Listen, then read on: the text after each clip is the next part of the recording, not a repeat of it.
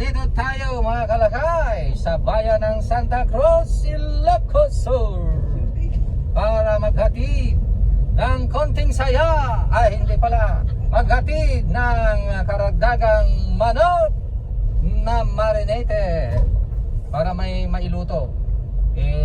Wala na siyang mailuto kaya dagdagan natin ang kanilang manok. Mga kalakay, mayroon tayong pasahero dito. Pakita mo yung pasaheros natin. May dalawa. Hello. Ayan. Mag-joy ride sila. Nandito na yung ating pwesto. Mukhang wrong tayo Wala tayong Wrong parking. wrong parking tayo. Nasa tayo Yan yung ating pwesto mga kalakay. As usual, marami tayong mga kalaban dyan. Pero nag-iisa lang ang Calpo Fried Chicken. Talagang isa lang dito ang ating pwesto. Pero marami silang mga kakompetensya natin. Okay, ibaba na natin yung mga chicken.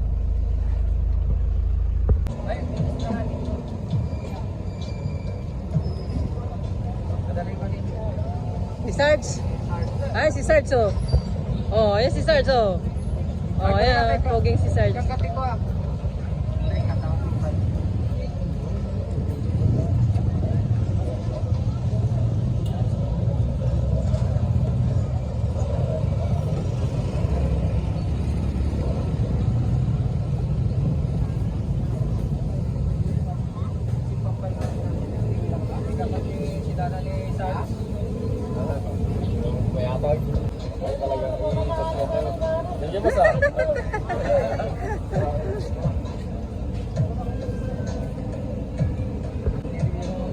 bigyan natin ng chicken ay kaibigan natin yan sa ating negosyo.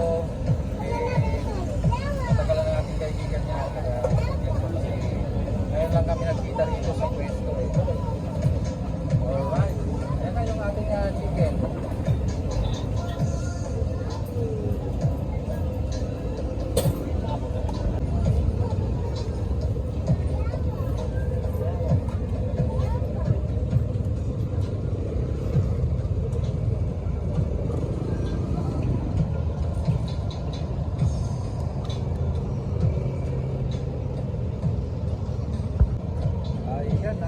Ibigay na natin yung ating malilitin.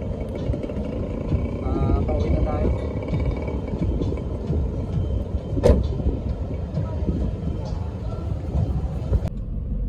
Okay mga kalakay,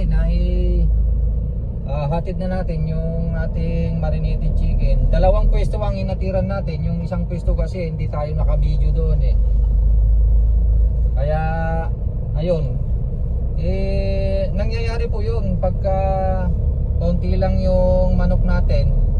Yung kasing dumating na supply ng manok kahapon nagkulang. Yung pinahabol natin na ating inatid kanina, yun yung ka-chachap lang at kamamarinate lang. Bali isang oras na marinate tsaka namin hinatid. Pwede naman po yun. At ang style po nun ay talagang i-mix mo talaga ng maraming mix bago mo isupot. Para maganda yung pagka-marinate pa. Kasi pagka nag-marinate tayo ng ganong konting oras lang, talagang hindi masyadong manunuot sa manok yung lasa. Pero no choice tayo kasi wala naman silang may bebenta Ang ginagawa na lang namin talagang talagang haluin mo na mabuti. Yun lang ang remedyo mga kalakay. Bagaman mas masarap talaga pagka magdamag na i-marinate. So ganun po yung ginagawa namin. So nagpahabol kami kanina.